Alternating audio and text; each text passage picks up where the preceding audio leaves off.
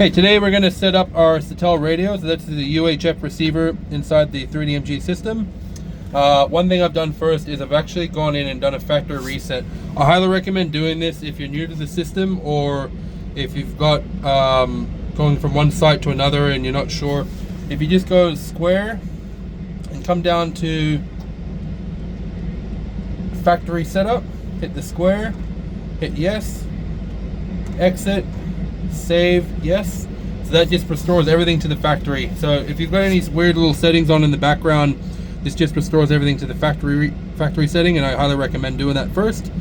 After that, we need to know all of our details. So we want to know our channel, our spacing, our protocol or radio type, and then we can input all that. So first thing is our channel is 457.075. So I go menu, radio frequency, TX and RX. I hit set.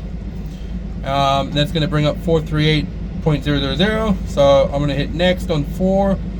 I need to change that 3 to a 5. So I just hit up to 5, and then 8 down to 7. So that's 457.0, and then 75. So I just go up until I have 7500. Okay, that's done. Hit set. Channel accepted. Then now we're going to go down to channel spacing, and then we're going to select 12.5. That's our channel spacing for this. Hit set, and then we're going to hit back, exit, and then it says, do you want to save changes? Yes. So you can see now the stuff starting to happen here. Setup. Now we're going to go to our radio type. So we're going down to radio settings, compatibility, and then we're going to use Satel line 3AS. Hit set, back, exit, save, yes. Next is our port.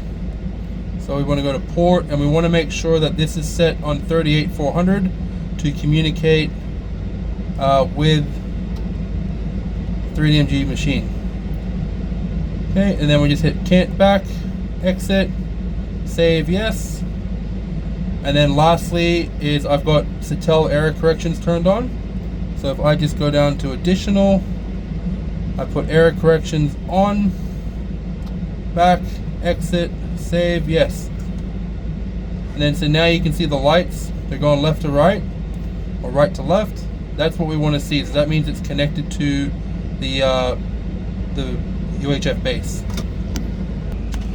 Okay, next we need to go to our GPS screen. So we go to settings, go to GNSS basic. So we need to make sure that we're on external radio, which is right here. And then we need to check our type of correction data. So it's either CMR or RTCM. We're on RTCM. I also recommend doing a soft reset. So if you do a soft reset, that's success. So it will lose connection. So you just go to GNSS, and then we go info, and then we just wait for this to all fire back up. Should take it less than a couple minutes. Okay, so it's been about a minute and a half, 2 minutes. So we can see here we got a fix on our main, distance to base 14 meters, and that's our sub antenna fixed, and we're all good to go.